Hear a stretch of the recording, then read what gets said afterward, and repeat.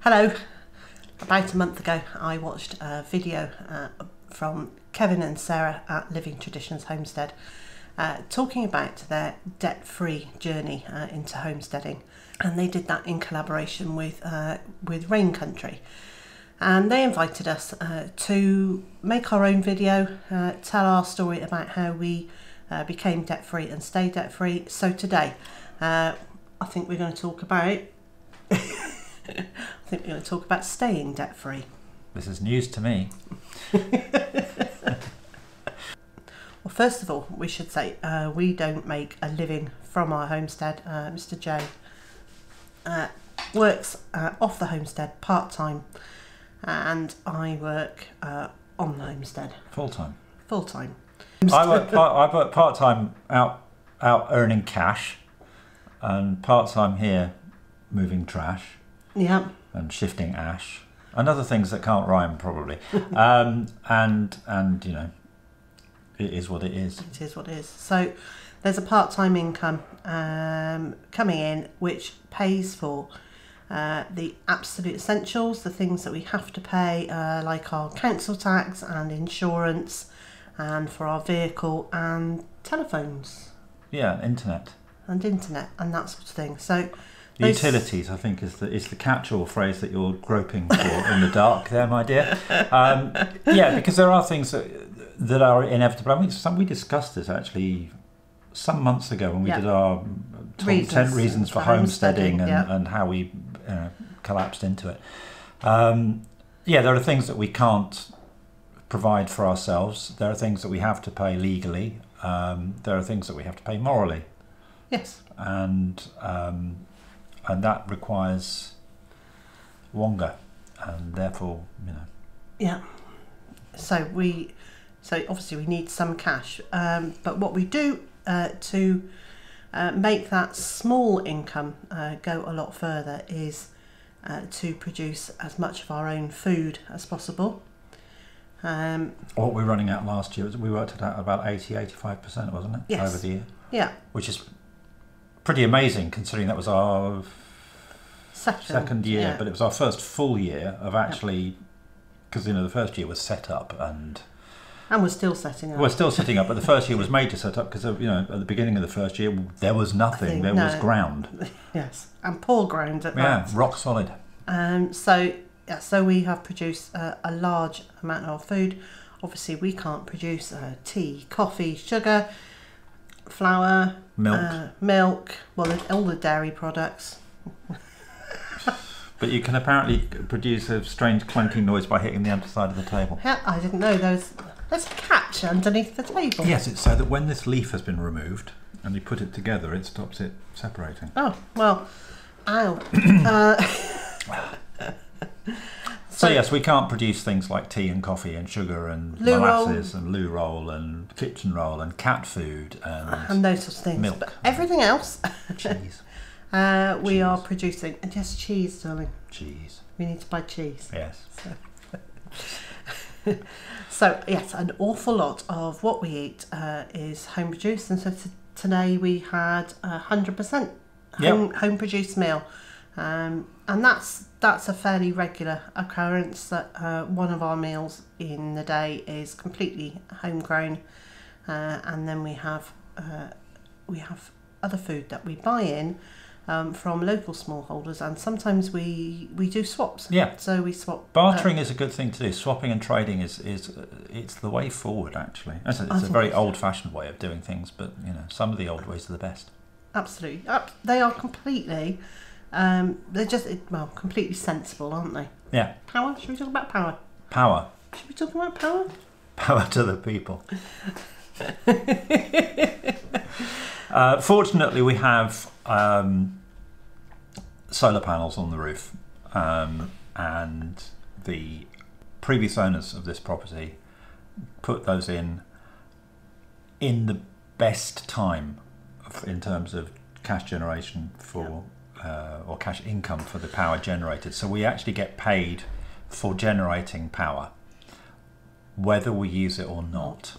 we have to be connected to the national grid. We have to buy in power, but occasionally, you know, when the conditions are right, it trips out, and we're just running on our own power, which is great. But the income from that covers the cost of our electricity. Yes. Over the course of a year. And in our first year here, we had a surplus which paid for heating oil, our propane gas. And I think in the last year there probably wasn't much of a surplus. There wasn't. No, the last year wasn't as good a year for generation, and also the gas price had gone up. And the electricity price of the electric that we're buying in had gone up quite a lot. Yeah. So hopefully over the next year we will at the very least be running on break even for our electricity, and if we could generate enough, so if it was sunny enough and light enough, if we can generate enough to pay for our oil for the winter, that covers that, which would be fabulous. Last year we had to buy in wood for our wood burners. This year we had to pay for some trees to be taken down, but at least that's given us wood for the year, at least when we get around to chopping the rest of it. Yeah, and that will probably give us some for next year as well. Definitely. Plus, I've been hoarding pallets. Oh, right. I haven't been hoarding wood, I've been hoarding pallets. I thought there was going to be a trade secret coming out then from it. So what we have is a large number of pallets, and my plan is over the course of 2018 to chop a lot of those pallets, not all of them because some of them I'm using for building projects, but to chop a lot of them up so that when we go into winter 2018 or even autumn actually, we will have a large amount of dry quick burning wood, which is great for getting a fire going and also great for giving it a quick boost when it starts dying down a bit. So we're not sacrificing, you know, it's not like we're burning the chairs to stay warm. No. And a month or so ago we invested in a pallet breaker which allows me to take the pallets apart really easily, which is great. Yeah, so really you've got that, and you've got your cordless jigsaw, and you're away. I am. And we'll have the cordless saw before long. Yes. That's it's funny because we're talking about being debt free, and then we're talking about things we're buying, and that almost seems to be contradictory, and yet the purchases of those products like the cordless jigsaw, and when we buy the cordless saw and the pallet breaker, they're a bit of outlay, but they very, very quickly pay for themselves and then go into profit effectively. Yes. So that's our electricity and our heating. And we actually don't spend a lot of money other than on a fuel for the house and fuel for ourselves. Yeah. So says she, filming this on her brand new camera. It is, for example, you were talking about the food, and also you were talking about buying fuel for the vehicle. Now, I'm lucky. My commute to work is 6 minutes each way, and we don't go very far very often, do we, my dear? No. So I'm only filling the tank of the van up probably once a month, 4 to 6 weeks is probably about it, as opposed to when we were working in the centre of Bristol, and we were both filling our vehicles at least once a week, if not twice. So what we're, in terms of our travelling, we've reduced that. We don't go out in the evenings anymore. This sounds really sad, doesn't it? we never go anywhere. We choose. We choose not to go out, and part of that is because when I got ill 2.5-3 years ago, going out and about and doing stuff became very difficult. And part of it is we're out of that habit now, aren't we? Yeah, we're just antisocial. So, and we don't go out to eat. So where we used to go out, once a month actually, didn't we? We'd go out for a meal. We'd go out for quite a nice meal, but we would also do easy meals from the supermarket and everything on a fairly regular basis. So but you can't eat any of that now. I can't eat any of those things now. going out for a meal's a nightmare. By the time I found gluten-free, nut-free, capsicum-free, Yeah. and then you found yogurt-free and Yeah. and Alcohol-free. alcohol-free, Because I'm driving. Yeah. caffeine-free. By the time we've done all those things, you're kind of left with a plate of salad. And then when you say, "Is this organic?" and they look blankly at you, you think, well, you might as well just stay at home and eat really nice food at home. So we don't have those expenses that we used to have. I mean, somebody was one of our neighbours said, come Christmas time, and there was a whole, oh, what special stuff are you going to have for Christmas? And he said, well, when you eat like kings all year, what difference does it make? Yeah. And that's the thing. I mean, we do eat incredibly well, but without having to spend vast sums. I mean, we obviously do spend money on it because we're spending money on the chicken food and the duck food and buying seed and equipment to put things together, and the bits that we're using to build the raised beds and blah blah blah. But it does work out a lot cheaper than buying it down at. Yes, and I just Sparky put Mountain. in and we've just got the seeds for the year for the vegetables have arrived.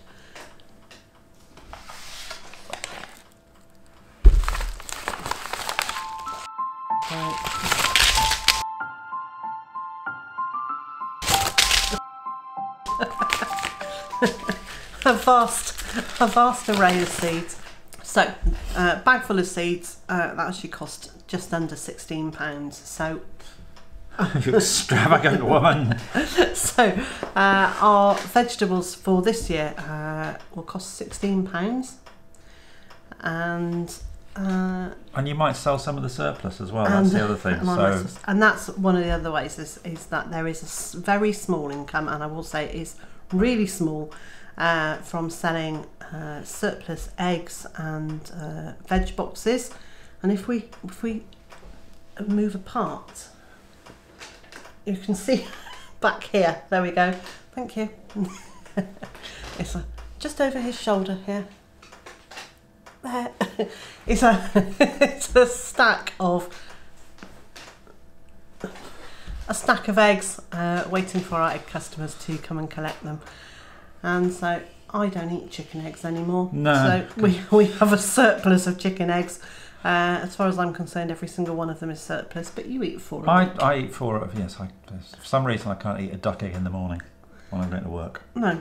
So I have moved over to duck eggs, and we have the chickens for meat and surplus eggs to sell. Surplus eggs to sell. And you occasionally use them in cooking? I do, very occasionally. And sometimes I wonder why we have the chickens, because they certainly cost more to feed than we get back in egg costs, and we can't feed our kitchen scraps to our chickens. Here in the UK, it is illegal to feed chickens anything, and ducks, anything that has come via your kitchen.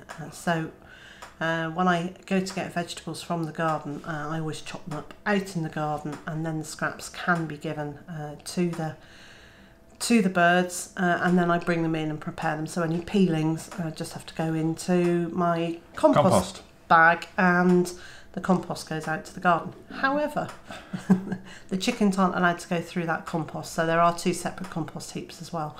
I know I keep on saying this, but actually it's a kind of really important thing to get across. We cannot have a bucket with kitchen scraps. So feeding our chickens here just actually costs money all the time, and because we choose to do that organically, it costs a little bit more. It costs about double, actually. It is about double what it would be if we were just buying cheap and cheerful chicken food. So the chickens they in some ways they're almost a luxury, but the meat is excellent. The meat is really good, and we don't want to go back to buying supermarket meat. The supermarket chickens, you end up having to use an awful lot of stuff in order to give it flavour. The chickens that we've raised here have got flavour. Yeah. If you add something to it, it's just enhancing the flavour that's already there. Yes. There were 2 other things to talk about. One was I mentioned that I've got this new camera, which you bought for my birthday. Yeah. And actually, it's a 2 years birthday present, because you didn't get a birthday present last year, did you? Nope. Because you didn't tell me what you wanted. Nope. Well, I didn't have anything that I particularly wanted then. So Mr. J kindly bought me a new camera, which I've made quite a lot of noise about because I'm so so pleased with it. And yes, unfortunately, with my job, leading up to Christmas, there's an awful lot of extra work, so there's an awful lot of overtime. So she got the benefit. Which was fabulous. Fabulous. Fabulous. I can't even say it. Fabulous. No. Thank you. So it was great. If we want to make a major purchase, and for us, a new camera is a major purchase, Mr. J has to do some overtime. That's how we pay for her bigger purchases. In some ways, we're incredibly extravagant because we eat so well, and in other ways, we're highly frugal, aren't we? Yeah, we're not profligate spenders. I mean, yeah, we save for the big purchases. We make sure we've got money to pay the bills, and we try not to forget about the bills that are coming up. Yeah.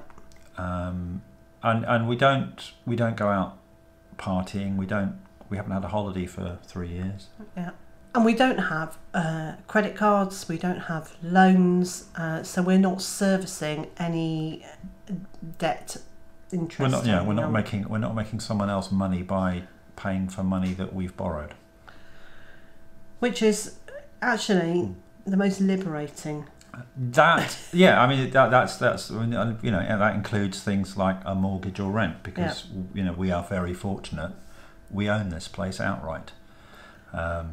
So there isn't that huge expense coming out every month, which reduced the need to have to work full time, etc.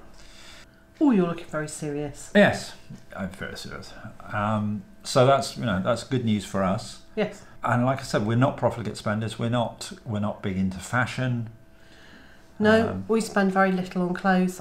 We tend to. The one thing we invest any money in is really good footwear, because. And I'm lucky because I get uniforms. You get a uniform but we have spent money on some decent boots, good quality boots for being outside, because when you're working outside all day, that's actually really important. And things like gloves and so forth, we also spend a bit of money on that. The things that are going to help protect us. Yeah. Because if we're crook, we're not going to get much done, which is going to cost money, which is going to downward spiral. Yes. But we don't. We're not into fashion. We don't go out buying the latest brand named doodahs. And I did at one point have quite a lot of really very nice clothes, and I still wear them. Difference is I now wear my somewhat expensive clothes to muck out the chicken house, and because they're just clothes. They are just clothes. Yes. It's just. I have kept one decent pair of trousers that I've never worn outside to do animal work in. Yeah, and I think I've got a dress. So that if we have to go to a wedding... It's getting very, very Tom and Barbara, isn't it? It is getting very Tom and Barbara. Okay, I think we need to stop here. Not profligate spenders, not big fashionistas. No credit cards, no mortgage, no loans, no rent. And so we just keep our spending to a minimum, and we spend money on good quality essential items. We don't. We don't. We will make do and mend with what we've got. That's another thing. We don't. Yeah. We don't just go. That's not great. We'll buy a new one. We try and fix things up. Yeah. But also, when we ascertain that there's something we particularly would make life an awful lot easier, would speed things up, and thus, because time is the biggest thing. I mean, that's what we invest most in, actually. I think. We will then not go, oh, that'll do. No. Because that's a false economy. Rather than getting something that will do the job for 5 minutes, we'll wait a bit longer, get the money together, and get the thing that will do the job for 5 or 10 years. Yeah. Makes much more sense. Absolutely. Oh gosh, I'm saying it now. Makes much more sense. And so, wherever you are in the world, whatever your financial situation, I hope it's a positive and profitable one. And I hope you can join us again next time. Bye.